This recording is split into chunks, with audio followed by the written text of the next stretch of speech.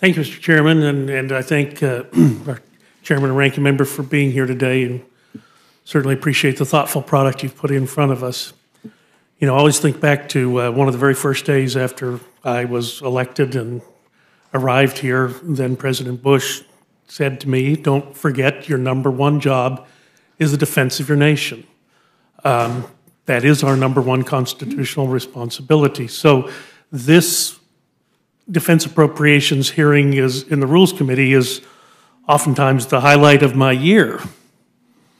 But I have to confess to you, this year it's really with a heavy heart that I approach this appropriations bill. I want us to do the right thing as far as paying for the defense of our nation.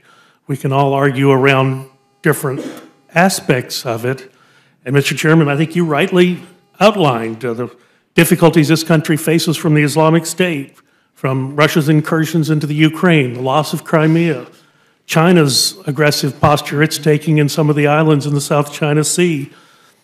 Can't forget North Korea, you can't forget Iran. So all of these, any one of these, at any given moment could be an existential threat to our existence for which our military must be prepared, and that's what the appropriations bill is to do. But I just have to ask myself, are we truly on a war footing right now when it seems like the attacks are constant?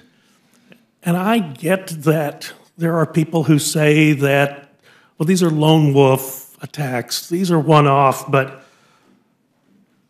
you know, you just run through Boston, the Fort Hood psychiatrist, Garland, Texas, and the Dra Mohammed cartoon, and most recently yesterday, the Orlando attack. These all weren't exactly unknown. These were things that had come on someone's radar screen. I realize there's other events people could point to, but these four strike me just off the top of my head as where there was actually some inclination that there was someone who had malice in their heart toward this country.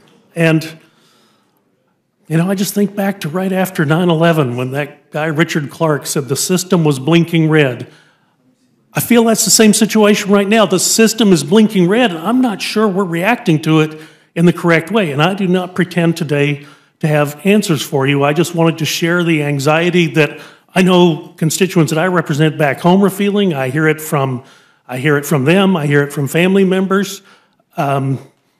I had a member of my own family who asked, of these 8,000 people that are on this hit list from ISIS, are you on that list? I don't know.